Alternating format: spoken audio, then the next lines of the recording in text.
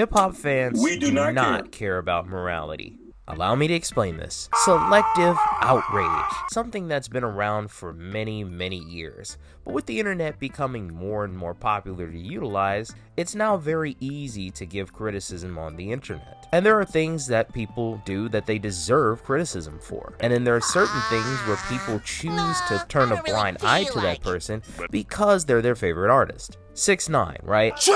He did all that tough talking, all that instigating, all that trolling, talking about being the biggest gangster, all up until he's getting extorted, and then the feds come in and do a sweep and put him on a RICO charge. And when he realizes that he's about to be facing a lot of time behind bars, he immediately becomes the biggest snitch in hip-hop.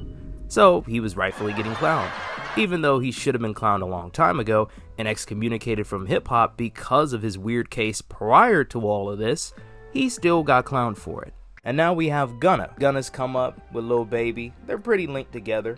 And he's got his own solid projects put together. He had one in 2020. And then he gets caught up in this massive RICO case for YSL with Young Thug at the helm. And they're trying to prove that YSL's a gang. What does Gunna do?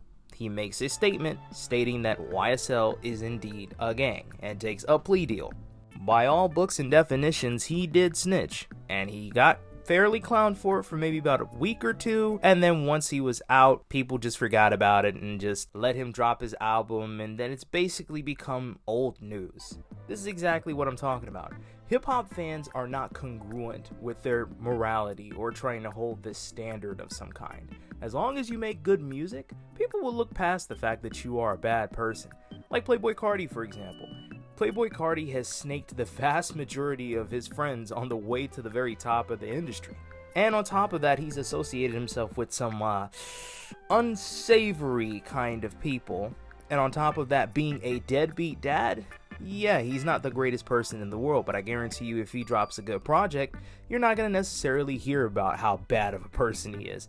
It's only when it gets to be a drought is when that's ever really talked about. Kanye West. We know his spiral has been happening for well over a decade. He said things like slavery is a choice, or the mustache man and the Yahtzees are actually decent people. He's even came to an interview in a whole ass KKK robe and has a song titled Hail You Know Who. Kanye has proven himself to not only be unhinged, but not a good person. And yet you'll still have people in the comment section trying to be contrarians talk about some, but if it was Hail Satan, then it would still be on streaming services. Does anybody really need to explain why this is horrible? The same people who are fans of artists like Bloodhound Lil Jeff, rest in peace, and King Von, rest in peace, are the same people that'll sit there and say, "Stop the violence, we need to stop killing each other."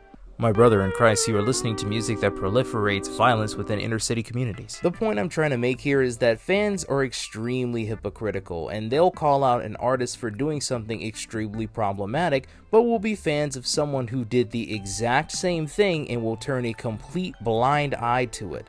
And there are plenty of people who will try to morally grandstand and use their support of a specific artist as a means to say, hey, look at me, I'm a good person. Buddy, that doesn't make you a good person because you support somebody who just so happens to align with certain ideals that you have. You're a good person because you focus on being kind, understanding, giving, respectful, earnest, honest, and have integrity. That makes you a good person.